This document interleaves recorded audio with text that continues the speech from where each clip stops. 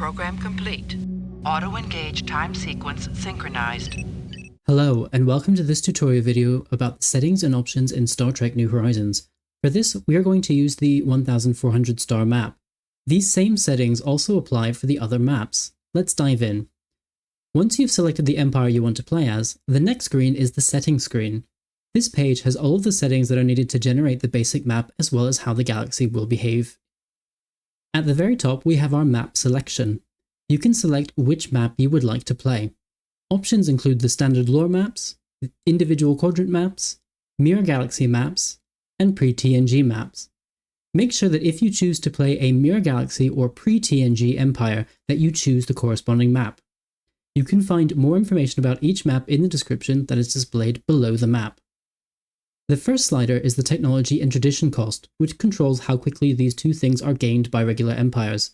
The more costly it is, the longer it will take to get technology and traditions. The default value is 1x, which is a good value for most players. There is an additional setting that appears after the galaxy has been generated that can help you fine-tune your research experience, so I recommend starting with 1x and seeing what works best for you. The next slider controls the number of habitable worlds found in the galaxy. By default, it is at 1x. Increasing the slider increases the chance of a planet in a solar system being habitable, meaning that there will be more habitable planets in the galaxy overall. I would recommend leaving it at 1x for a standard game. However, if you have a computer that is in the lower range of specs, or you have trouble running Star Trek New Horizons, I recommend lowering this number. You can go as low as 0.25x. As there are fewer habitable planets, this means there will be fewer pops, meaning less stress on your computer's computational processing ability. The victory slider controls the year that the game ends. This may be approximate if there is an endgame crisis happening during that time. If so, the game will end after the crisis is dealt with. You can increase or decrease this as you desire. The default value for Star Trek New Horizons is 2450. The default year for the pre-TNG map is 2600. The difficulty-adjusted AI modifiers is one of the options that controls whether the AI get advantages to their economy based on the difficulty level. The higher the difficulty level, the higher the bonus. At Grand Admiral, the highest level of difficulty, the AI will get a 40% boost to their economy. The difficulty slider sets how difficult you would like the game to be, with Civilian as the easiest setting and Grand Admiral as the highest setting. My recommendation if you've never played Star Trek New Horizons before is to start at Captain difficulty. This is because the AI in Star Trek New Horizons needs a bit of help with the more advanced resource systems that Star Trek New Horizons uses. Captain gives the AI a bit of help, but not too much to overwhelm new players. For those playing one-system miners near major empires, such as the Bajorans or Pakled, Commodore is a good level to play. This makes sure that the major empires only have a moderate amount of help and do not steamroll you early in the game. For those playing major empires such as the Federation, Romulans, Dominion, etc., Admiral or Grand Admiral are recommended to give those minor empires a chance to survive and not be overwhelmed.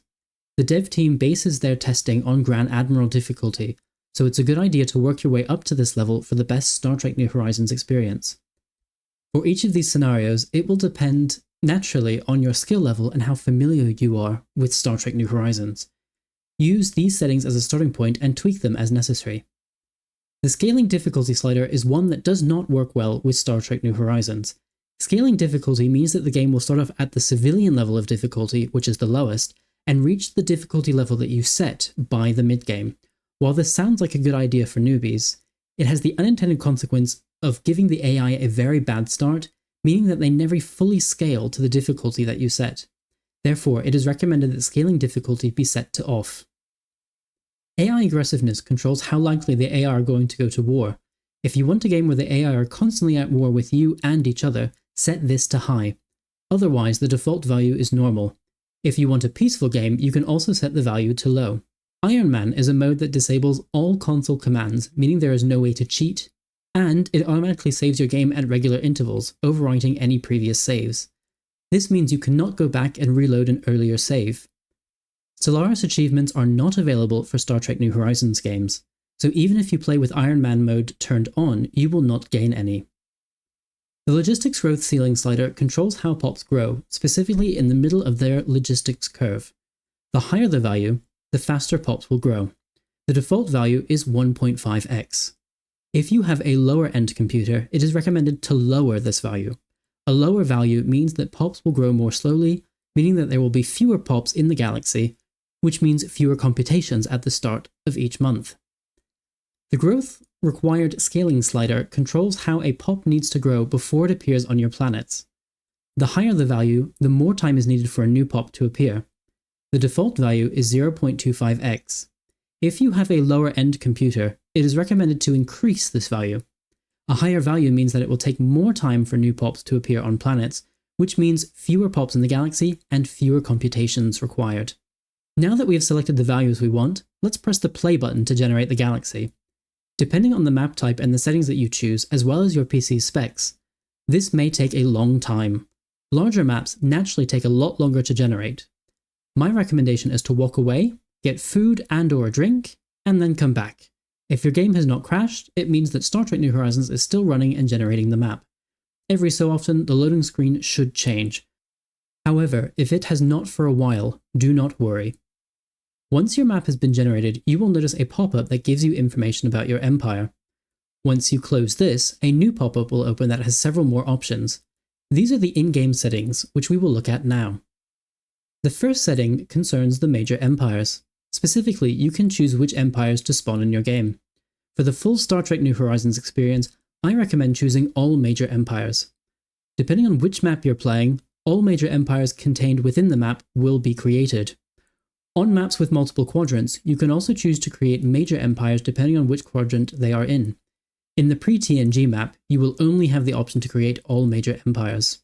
Once you click the option that you prefer, the game will create those empires.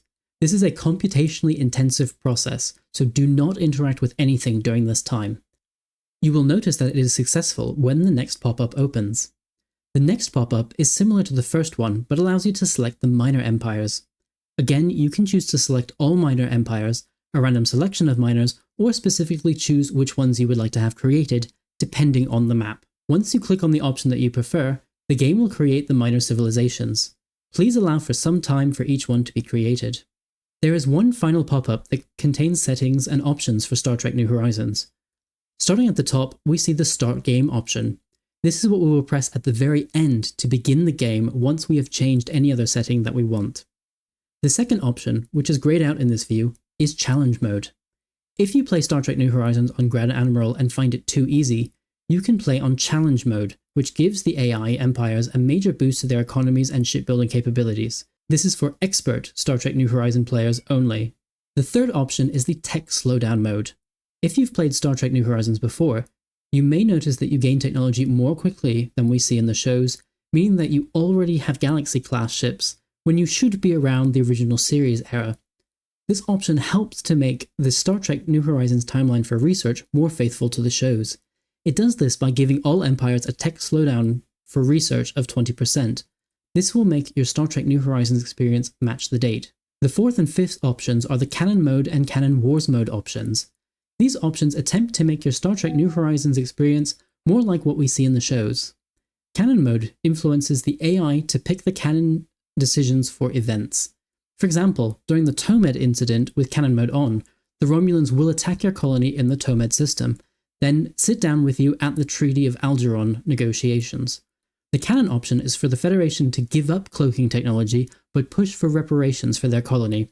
With Canon Mode on, the Romulans are very likely to accept this. With Canon Mode off, the AI are free to choose whatever the AI deems to be the best outcome. The Canon Wars mode makes wars that we see or hear about in Star Trek more likely to happen. For example, the Earth-Romulan War that takes place after Star Trek Enterprise, the Federation-Klingon War that takes place during Discovery, and was mentioned in the original series, and the Dominion War from Deep Space Nine. Enabling this mode makes it more likely for events and modifiers to appear that push the respective empires into these wars at the appropriate time. The last option we see in the screenshot, increased minor to major promotions, increases the likelihood that a minor empire will be promoted to a major empire. When it is off, this is very highly unlikely to happen. When turned on, the chances are increased. This means that the minor will become a lot more aggressive in terms of expansion, diplomacy, and making a name for themselves in the galaxy. If you scroll down the list in the pop-up, you will find some more options. The next option is the Performance Modifier. In a normal game, unemployed pops remain on the planet where they were grown. This adds additional computations to the game. Additionally, in a normal game, planets are allowed to grow as they want. If you turn this option on, unemployed pops are moved to other planets with jobs and housing automatically, thereby reducing the number of calculations needed. Additionally, turning on this option artificially curbs growth on planets once they have 9 pops, making it easier for lower-end computers to continue playing Star Trek New Horizons for longer with less lag. In Star Trek New Horizons, you have the options to slow down ships by 50% by turning on the next option, lower ship speeds. This means that it will take fleets and science ships longer to reach their destination. If you feel that everyone is moving too fast in Star Trek New Horizons, this is a good option to turn on. Next, we have the Realistic Map Expansion mode, which slows down science ship speeds. This has the consequence of making the early expansion phase of the game take longer, which can be very helpful if you're playing in a busy part of the galaxy like the Alpha and Beta quadrants. Furthermore, it also means that the AI will expand more slowly, so you will not be boxed in as quickly as you would with this option disabled. The second to last option concerns the speeds at which science ships survey a celestial body.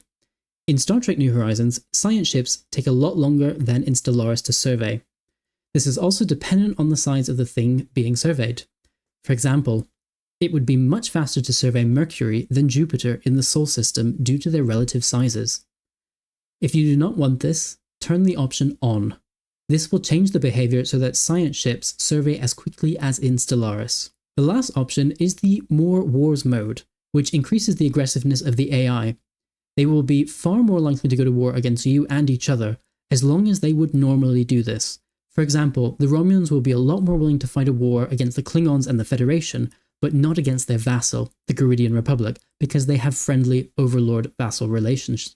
And with that, you have set all of the options and settings necessary to start your Star Trek New Horizons playthrough. While it may take a while for everything to set up and load, knowing what each setting does and how each works is important to make the game even more fun and enjoyable for longer. Thanks very much for joining me for this Star Trek New Horizons tutorial. If you learned something, please remember to give the video a like. I also love comments and try to respond to as many of them as I can, so if you have any questions, please write them below. If you have any questions about other topics, check out the rest of the Star Trek New Horizons tutorial playlist. You can find that linked in the description below, as well as at the end of the video. If you want to see more content like this, why not subscribe to my channel? I release near daily content, and more videos like this will be coming soon. I am also one of the community leaders of a Discord server called The Collective. We discuss everything from these videos to Star Trek in general, to what we're having for Sunday lunch. We also make announcements there about our channels. You can join the collective using the link in the description below. Hope to see you there!